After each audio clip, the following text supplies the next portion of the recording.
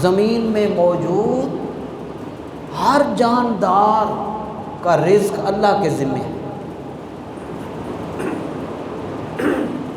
کیا بچ گیا؟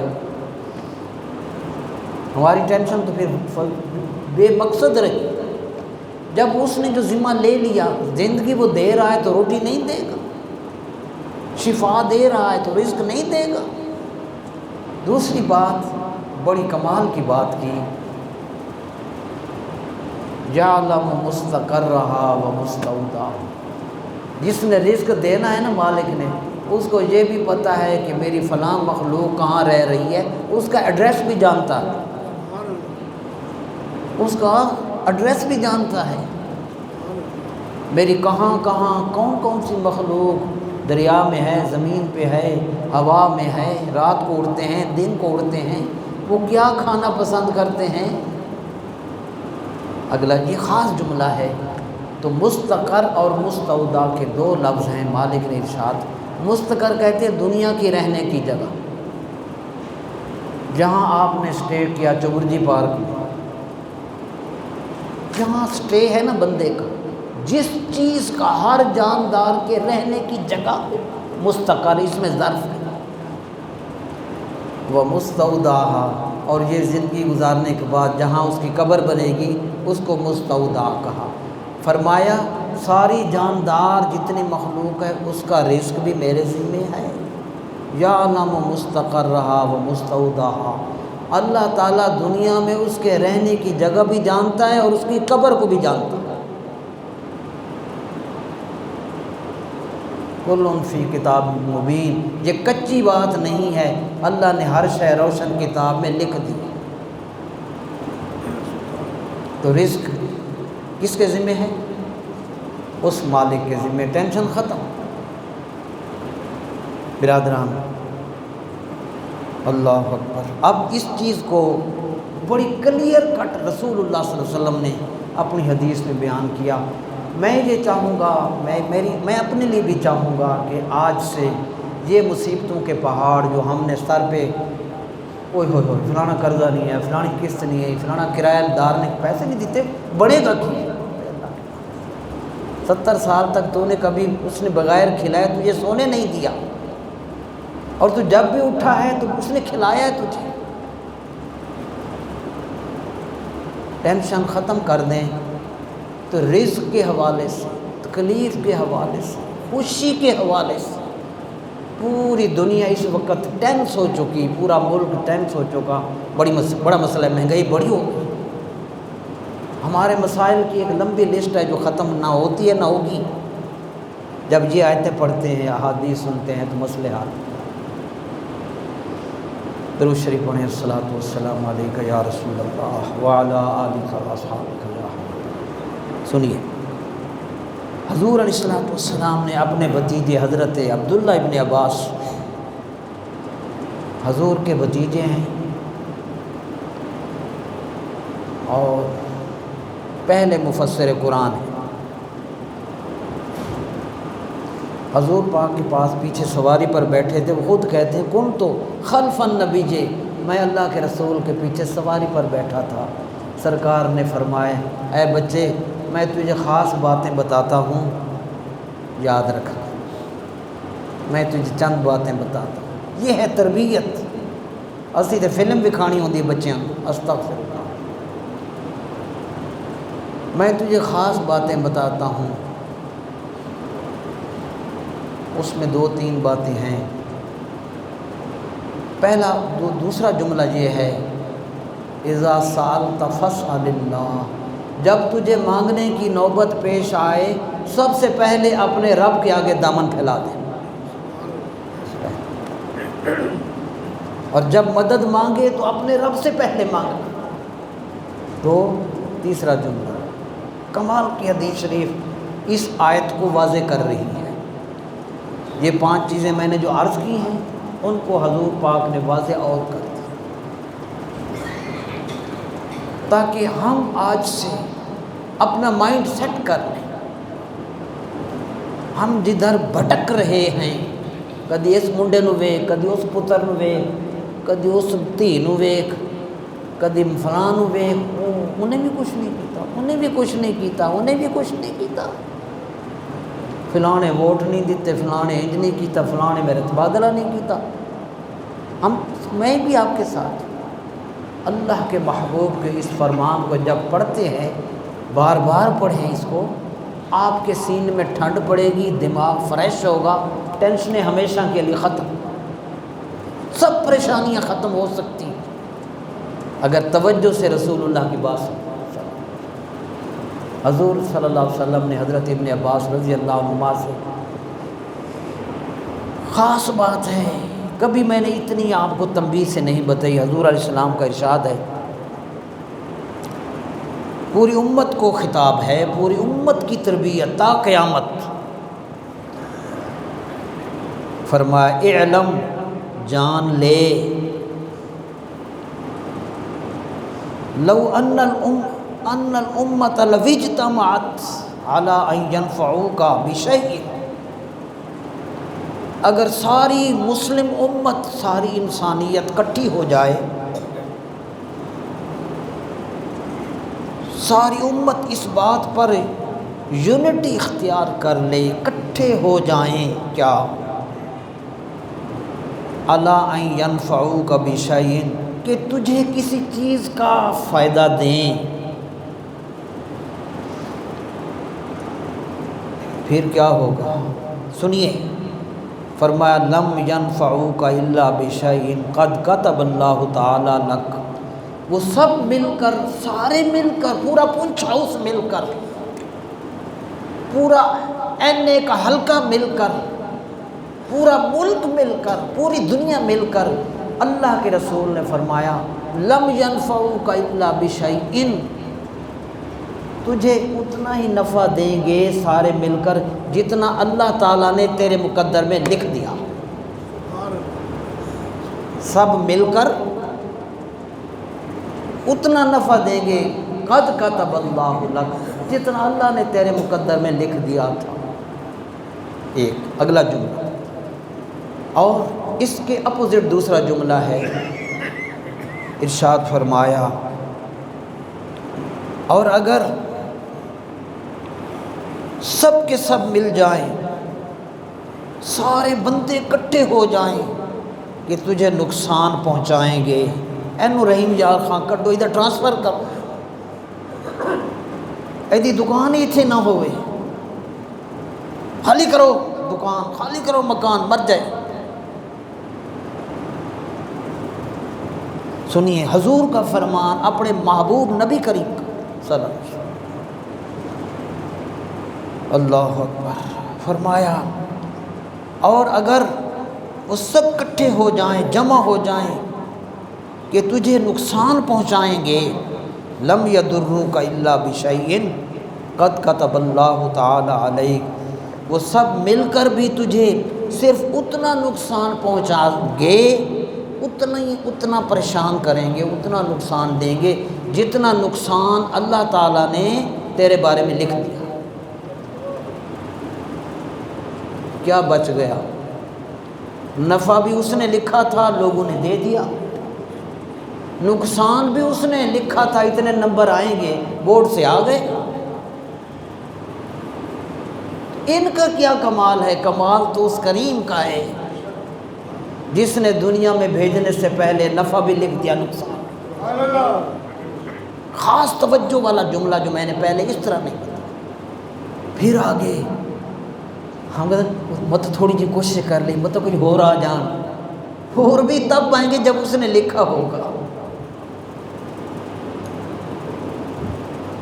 خاص جملہ اس کے بعد اللہ کے رسول نے فرمایا، جو آپ نے آج تک مجھ سے شاید اس طرح نہ سنا ہو، نبی کریم علیہ السلام نے ارشاد فرمایا سب کے بارے میں، یہ نفع نقصان، تکلیف، خوشی، غمی، رزق، موت، ذلت، عزت دے کر، سورہ الحدید میں پہلے یہ لکھا ہوا ہے، آپ اس کے آخری رکوع سے پہلے کا رکوع پڑھیں، 27واں سپارہ۔ حضور علیہ السلام نے مزید اس کو تصدیق اور یقین پیدا کرنے کے لیے رسول اللہ کا ایک جملہ ہے، سنیے، چونکہ لکھا اس نے تھا نا، تقدیر کا جو قلم جو چلا تھا،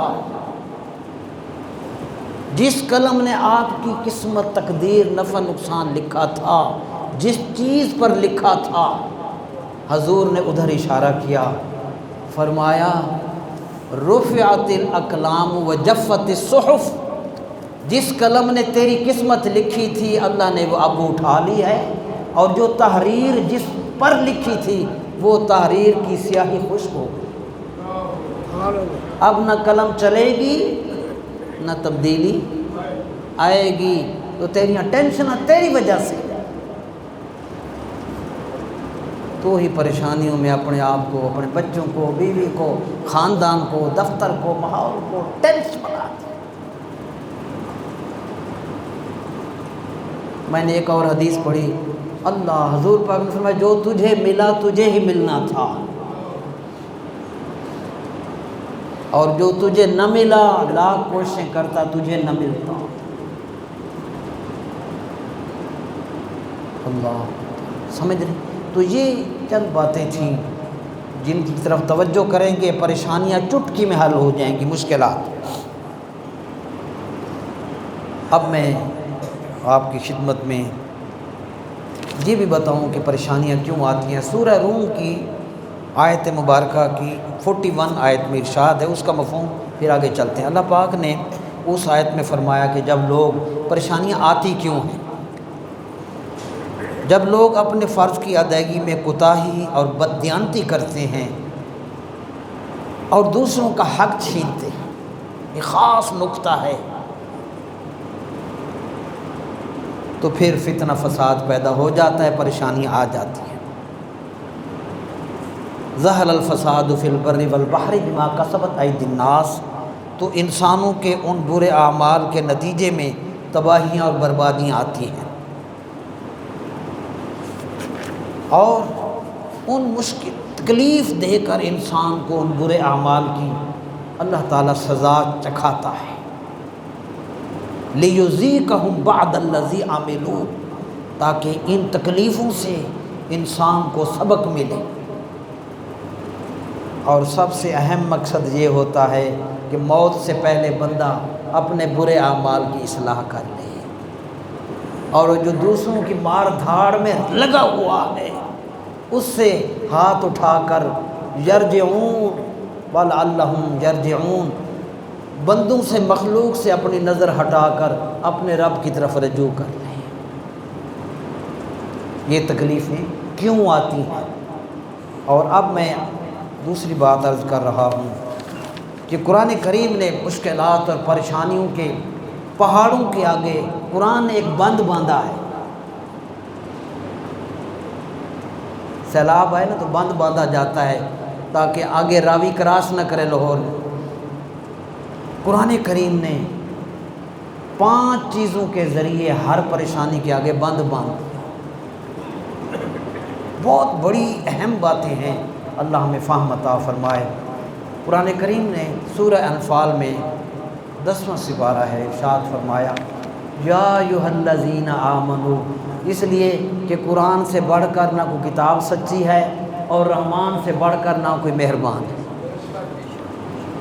جس نے تکلیف بھیجی تھی اس کو روکنے کا بند وہی باندھ رہا ہے، جیسے ڈاکٹر کہتا ہے صبح کو یہ کھانی ہے، دوپہر کو یہ دوائی، شام کو یہ، ٹھیک ہو جائیں گے، 1 ہفتے میں ٹھیک ہو جائیں گے آپ، مائنر ہے، معمولی ہے۔ میں کہتا ہوں قرآن کریم سے قربان جائیں، مالک نے 5 چیزیں بتائیں، پریشانیاں آئیں گی، وجہ بتا دی۔ اب جب پریشانی والے حالات، مشکلات والے آ جائیں تو تم نے کرنا کیا ہے؟ تم نے ملازموں سے لڑنا ہے، بچوں کو مارنا ہے؟ آپ حیران ہوں گے۔ 5 چیزیں ہیں میرے برادران، گھر میں بھی بتائیں، خود بھی پہلے سمجھیں۔ اللہ نے فرمایا یا ایھا الذین آمنوا، جنگی حالات جب پیدا ہو جائیں، دشمن کی فوجیں ٹوٹ پڑیں تم پر اور تمہیں دنیا سے مٹا دیں، کہ تمہارا وجود ختم کرنے کے لیے مشکلات جنگ کی آ جائیں، تو مالک نے 5 ہدایات سے بند باندھا۔ پہلا، اذا لقیتم فئۃ، جب تم کسی لشکر کا، پریشانیوں کا مشکلات کا، صدموں کا سامنا کرنے لگو، پہلا کام کیا کرو؟ فثبتو، ثابت قدمی اختیار کرو۔ اب سوال تھا کہ قدم تے پہلے ہی کم رہے نے، ثابت قدمی کیسے آئے گی؟ اللہ نے دوسرا حکم ساتھ ہی دیا، ثابت قدمی کیسے آئے گی؟ فرمایا وَاذْكُرُوا اللَّهَ كَثِيرًا، اللہ کو کثرت سے یاد کرو، اللہ کو کثرت سے یاد کرو۔ بس یہ دو کام کرتے ہی لعلکم تفلحون، کامیابی تمہارے قدم چومے گی۔ دو، ابھی تین بتانے ہیں۔ ثابت قدمی، اللہ کو کثرت سے یاد، نمبر 3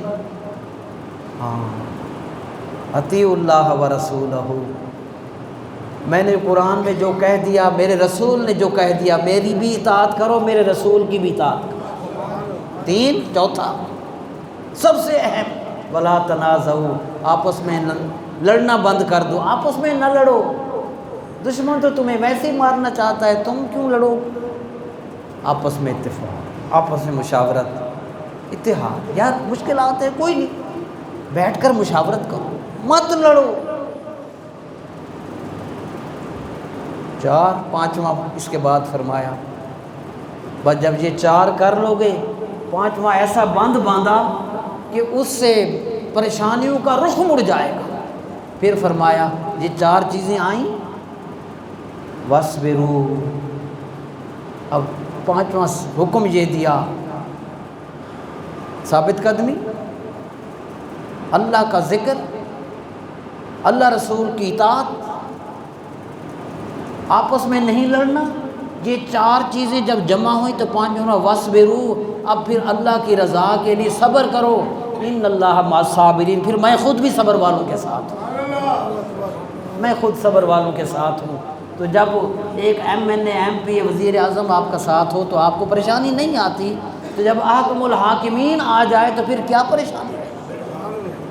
یہ بند باندھا اللہ پاک نے ہر مصیبت کے آگے، ہر پریشانی کے آگے، آپ سارے 1 to all، پورا ملک، پوری امت پریشان۔ یہ 5 چیزوں کا اللہ نے بند باندھا۔ اور آخر میں جو میں عرض کر رہا ہوں، 2 چیزیں رہ گئیں،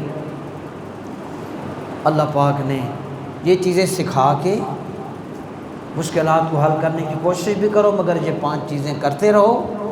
اور پھر آخر میں مسلمان کو دعا کا ہتھیار سکھایا کہ بندے آ جا میری بارگاہ میں ذرا ہاتھ پھیلا کر دے، دعا کا ہتھیار سکھایا، دعا کا راستہ بتایا، جس سے انسان کی بقیہ پریشانی مکمل طور پہ ختم ہو جاتی۔ دعا کے 2 فائدے،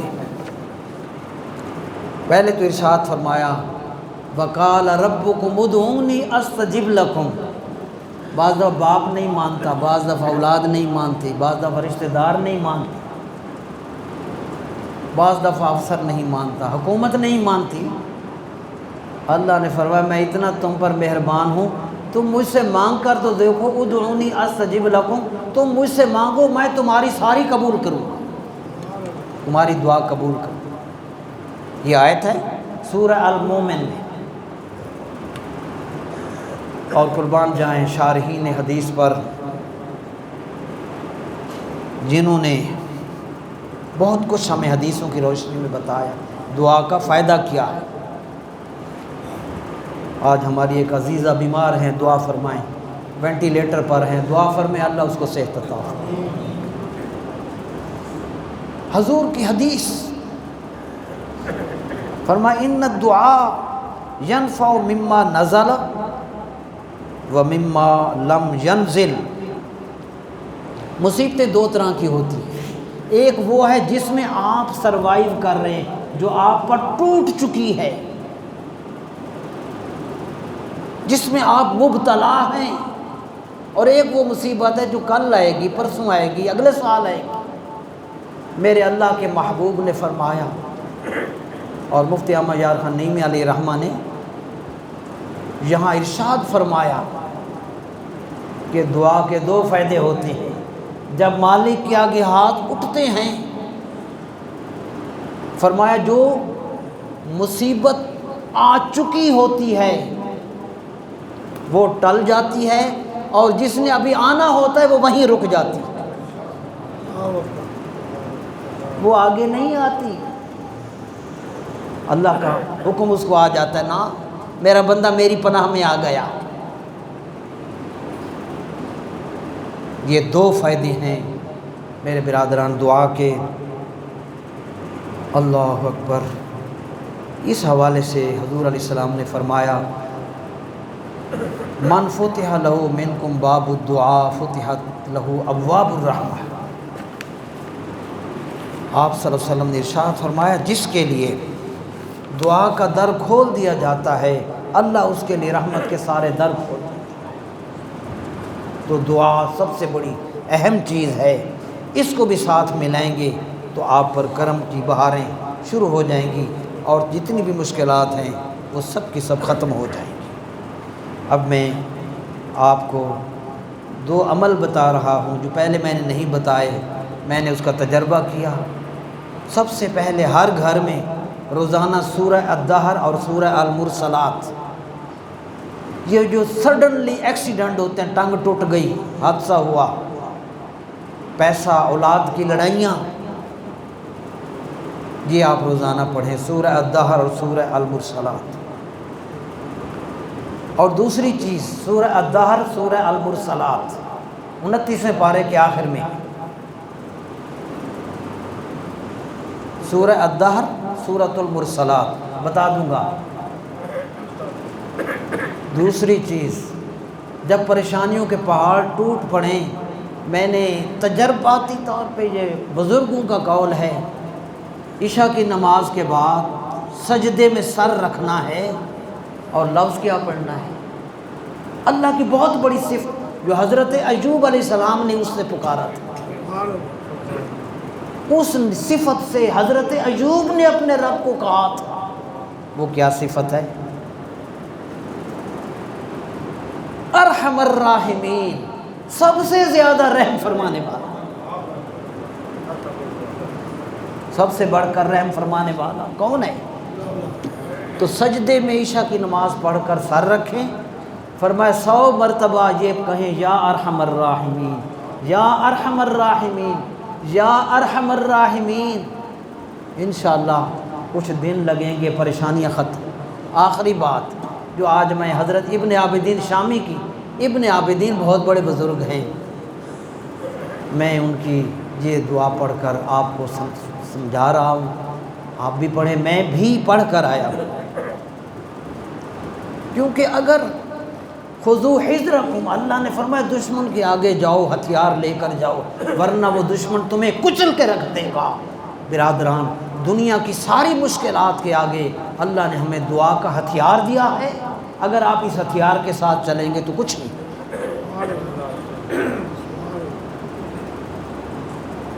اب تیسرا عمل بتا رہا ہوں، ایک درود شریف ہے، خاص درود شریف، میں ابھی آ رہا تھا راستے میں پڑھ کر آیا۔ پہلے وہ درود شریف پڑھ لوں، وہ بزرگ کا واقعہ سناتا ہوں، یہ لکھا ہے میرے پاس، اور بہت بڑے بزرگ ہیں جنہوں نے یہ تحفہ دیا، پیر نثار احمد جان سرہندی رحمۃ اللہ علیہ۔ درود شریف سن لیں، اس کا ترجمہ سن لیں۔ درود شریف ہے اللہم صلی وسلم علی سیدنا محمد، ترجمہ اے اللہ ہمارے سردار حضرت محمد صلی اللہ علیہ وسلم پر درود اور سلام بھیج۔ اگلا جملہ قد داقت حیلتی، یا اللہ اس پریشانی کے مقابلے میں میری طاقت جواب دے چکی ہے۔ تیسرا جملہ ادرکنی یا اللہ بحق رسول اللہ، اللہ اکبر، میں پریشانی کے آگے بے بس ہوں، اللہ تعالیٰ اپنے محبوب حضرت محمد صلی اللہ علیہ وسلم کے صدقے میں مجھے سہارا بھی دے اور میری مدد بھی فرما۔ ابن عابدین شیخ فرماتے ہیں میں نے اس ورد درود شریف کو جب پڑھا بڑی پریشانی آ گئی تھی، فتنہ کھڑا ہو گیا، میں نے اس درود پاک کا ورد جب شروع کیا، میں نے ابھی 100 قدم نہیں اٹھائے تھے، خبر آ گئی پریشانی دور ہو گئی۔ یہ بہترین چیز ہے وہ پھر اس لیے کہ سرکار کی نظر کرم ہو جاتی ہے، اور بزرگوں نے فرمایا ہر ذرہ دل بن جاتا ہے، ہر چیز نظر ہو جاتی ہے، اٹھتی ہیں جدھر ان کی نظریں کونین ادھر ہو جاتی ہے، اور غم سبھی راحت و تسکین میں ڈھل جاتے ہیں، اور جب کرم ہوتا ہے حالات بدل جاتے ہیں۔ نماز کا آخری مسئلہ سماعت فرما لیں، جو ہم روزانہ بتایا کرتے ہیں ہر جمعے کے اندر مندرجہ ذیل صورتوں میں سجدہ سہو لازم ہوتا ہے۔ اللہ اکبر۔ 4 رکعتی یا 3 رکعتی نماز میں تشہد کے بعد، یعنی جب 2 پر بیٹھیں گے، 4 رکعت والی نماز ہو یا 3 رکعت والی نماز ہو، تشہد کے بعد کچھ نہیں پڑھنا، عبدہ و رسول تک بس۔ اگر آگے پڑھیں گے اللہم صلی علی پڑھا، سجدہ سہو۔ اگر کوئی دعائے قنوت نہیں پڑھا کسی نے وتر میں، سجدہ سہو۔ 4 رکعتوں والی نماز ہے، پہلا قعدہ اور دوسرا قعدہ میں تشہد نہیں پڑھا، چپ کر کے بیٹھا رہا، سجدہ سہو واجب۔ اسی طرح نماز فجر، نماز مغرب، نماز عشاء میں امام کو بلند آواز سے پڑھنا ہوتا ہے۔ اگر امام نے آہستہ سورہ فاتحہ پڑھ لی، سجدہ سہو واجب۔ اسی طرح ظہر اور عصر کی نماز میں امام نے آہستہ قرات کرنی ہوتی ہے، اگر اس نے اونچی آواز سے قرات پڑھ لی تو سجدہ سہو واجب ہے۔ اللہ تعالیٰ فہم عطا فرمائے۔